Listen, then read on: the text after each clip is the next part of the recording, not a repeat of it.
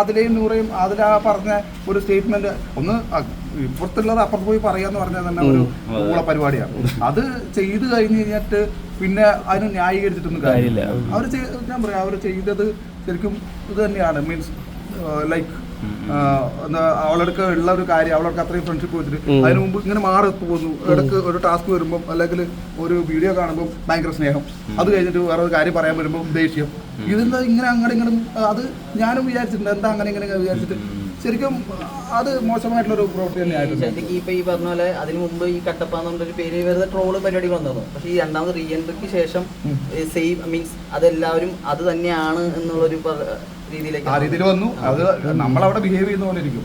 ഓരോരുത്തർ ഇപ്പൊ മസ്താനി പുറത്തിറങ്ങിയിട്ട് മസ്താനി കയറി വന്നിട്ട് മസ്താനിക്ക് പോസിറ്റീവ് ആവുമല്ലേ. അപ്പൊ എല്ലാവിധ ആശംസകളും. Okay, thank you. ഇനി അടുത്ത പ്ലാൻ എന്താ?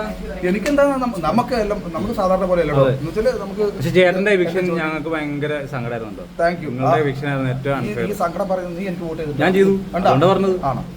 കാരണം ഞങ്ങൾക്ക് യൂട്യൂബിൽ ഏറ്റവും കൂടുതൽ വ്യൂസ് ഒന്നും ചേട്ടന്റെ എവിക്ഷന്റെ സമയത്ത്. ആണോ? അതുകൊണ്ടാണ്. അപ്പൊ ആൾക്കാർ അത്രയും കമന്റ് കാരണം ചേട്ടൻ ഈ സംസാരം ഭയങ്കരമായിട്ട് കണക്ട് ചെയ്യാൻ പറ്റും സാധാരണ. അതുകൊണ്ടാണ്. All the best. Okay, thank you. Okay.